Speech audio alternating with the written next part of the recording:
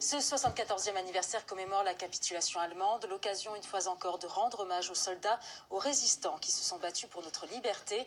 Et parmi eux, une femme, Lucie Aubrac. Je vous propose d'écouter l'une de ses interviews. Pour ces jeunes générations, il faut répondre à cette question. Pourquoi étiez-vous dans la résistance? Mais vous voyez ça, j'ai l'impression que si vous aviez vécu cette période, vous auriez trouvé que c'était la démarche normale de quelqu'un de raisonnable.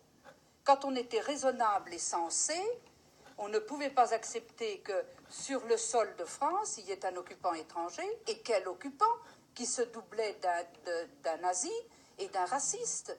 Et la moindre des choses, quand on avait un petit peu de sens moral, ça allait avec la santé morale et avec la santé civique, si je peux dire, des gens. C'était de s'opposer à l'occupant et de s'opposer au régime de collaboration qui travaillait avec l'occupant.